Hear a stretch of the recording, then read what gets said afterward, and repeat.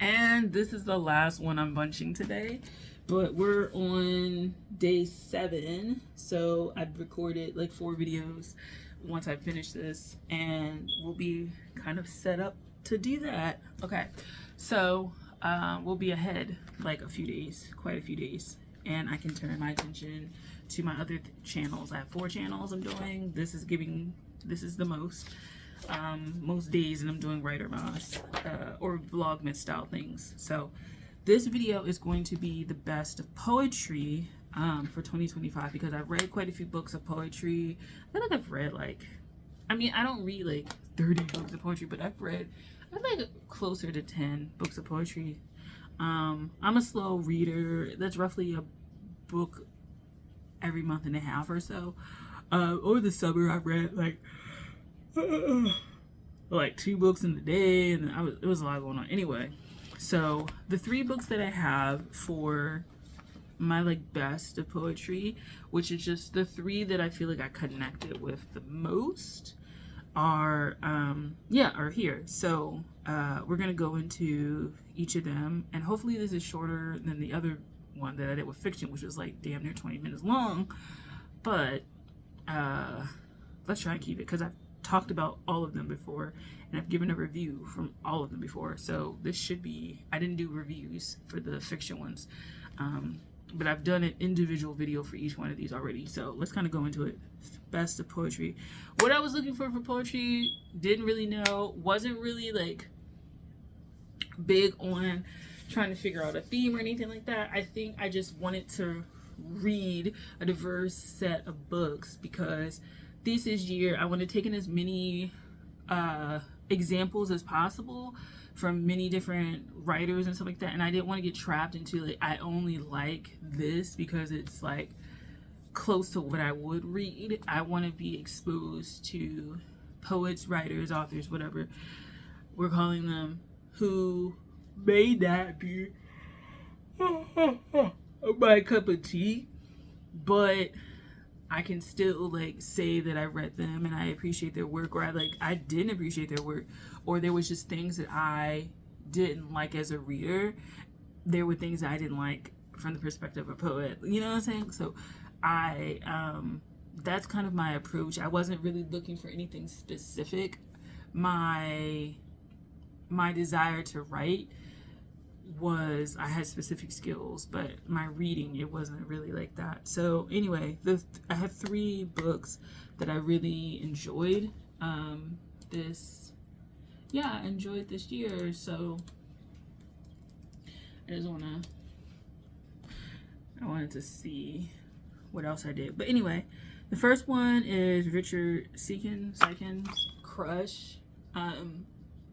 So if you didn't know, this won the Yale Series of Younger Poets in 2004. And so, read part of the back. Richard Siken's Crush is the winner of the 2004 Yale Series of Younger Poets competition. It is a powerful new collection of poems driven by panic and obsession.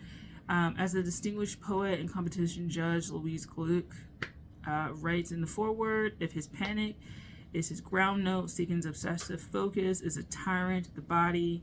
His title, Crush, suggests as much in the dictionary. Among the words, many things, to press between opposing bodies, so as to break or injure, to oppress, to break, to pound or grind, or as a noun, extreme pressure out of this cauldron of destruction, its informal meaning, infatuation, the sweet fixation of girl on boy, and seeking boy on boy. The risk of obsessive material is that it may get boring, repetitive, predictable, shrill, and the triumph of Crush is that it rises and blazes while at the same time holding the reader utterly. Sustaining interest seems far too mild a term for this effect, what holds as sheer art despite the apparent abandon. And so I really enjoyed it because it really read like that. It read like that, and I wrote a paper about this. I felt like there was an attention to, it's almost like an emotional detail and there was an obsessiveness that really was captured in Seekin's writing. I especially enjoyed the sequential poem "You Are Jeff" in this book, and I feel like if anything, this would be the poem that I would try to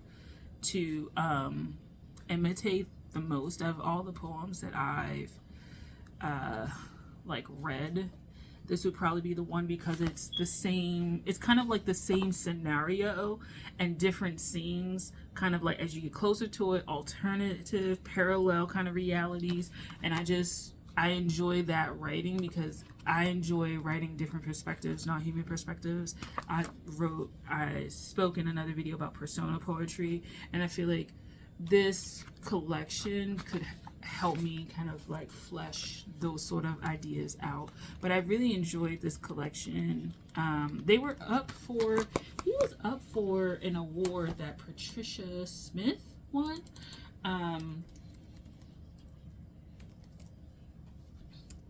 Patricia Smith just won for, she won the National Book Award for Poetry, and that collection was called The Intentions of Thunder.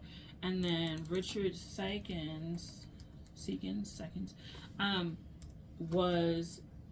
was up for I Do Know Some Things. So they were up there. So he was a finalist. So yeah, and that was in 2025 recently. And okay, it looks like it's 77. They said prose poetry. So let's kind of read like the next, what they were doing.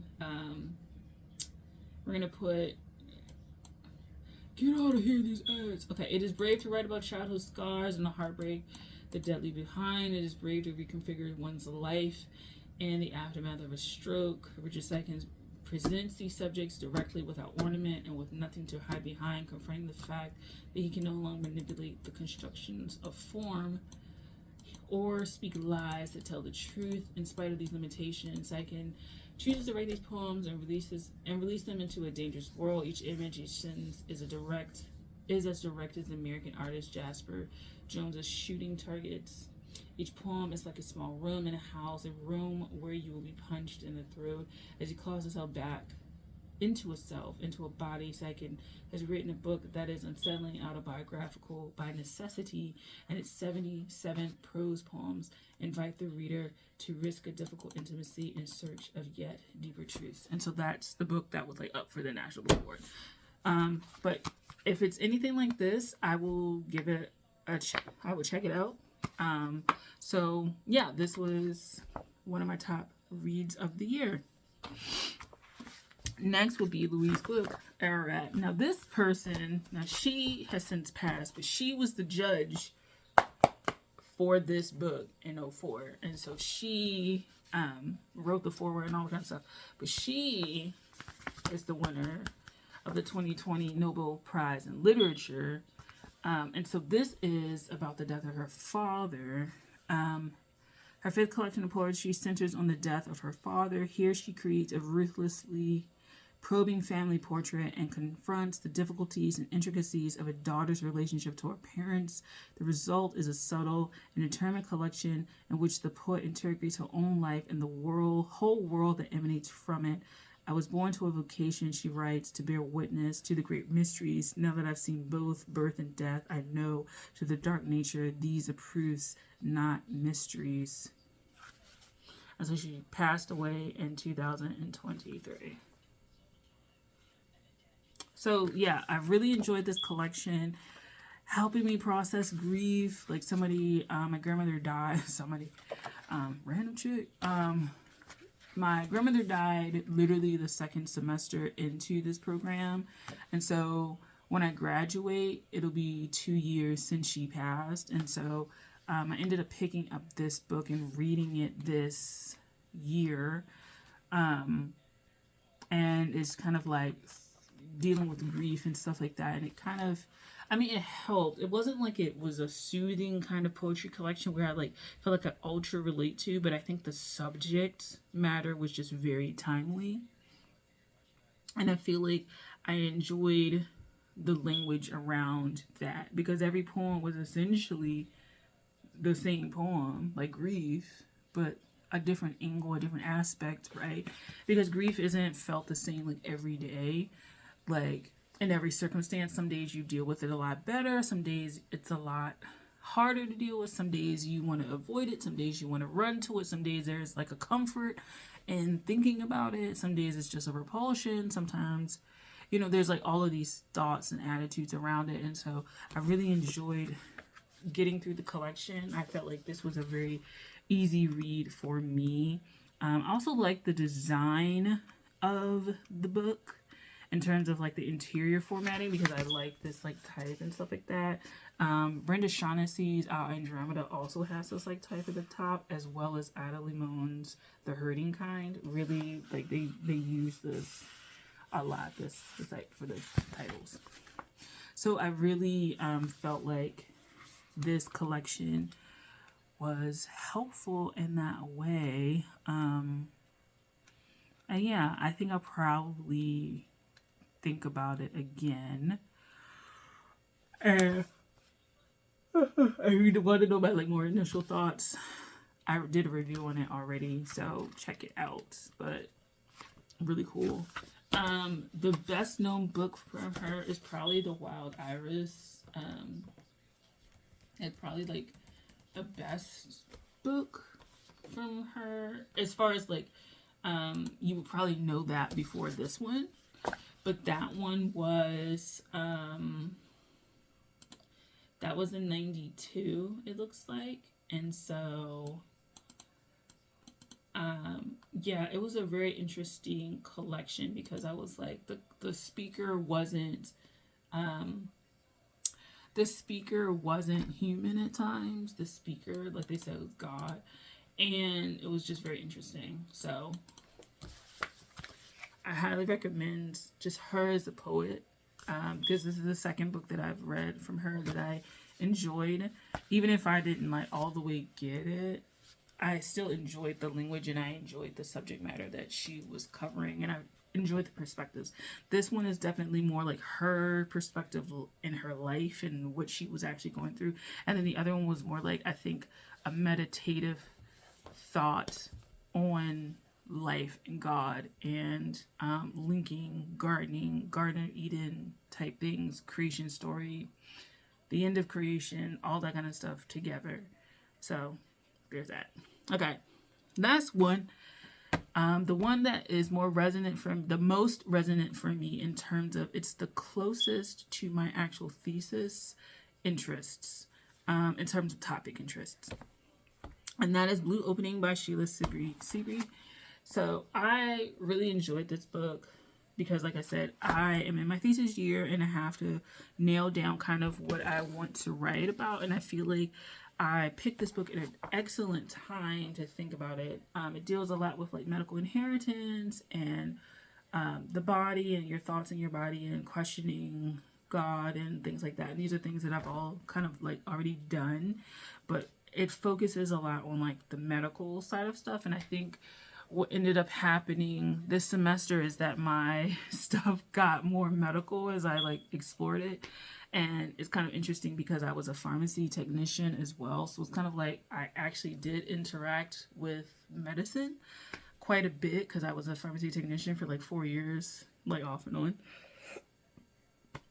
So I have like those experiences. I've literally like felt pills like that people would take, you know what I'm saying?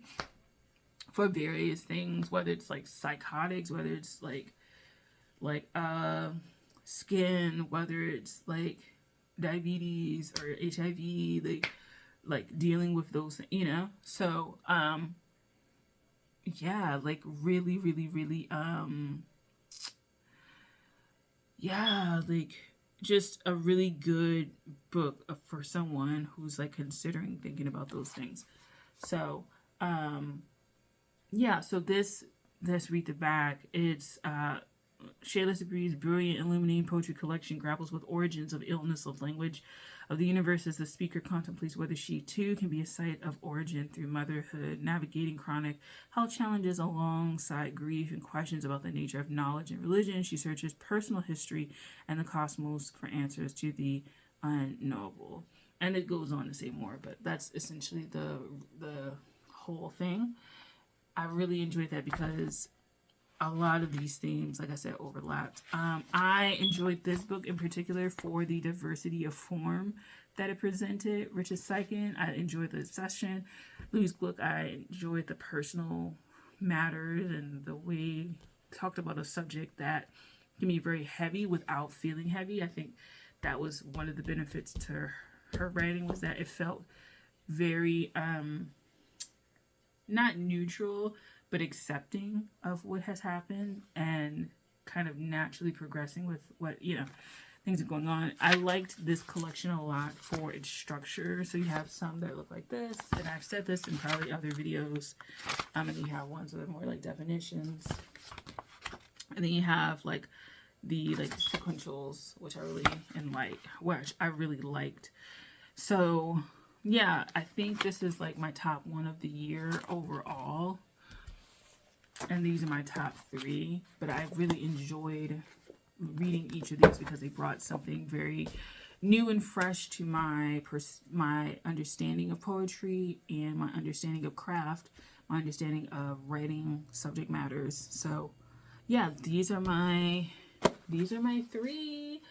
So 2025, these are my 3 faves. There's more that I've read, but these are definitely the top ones for me.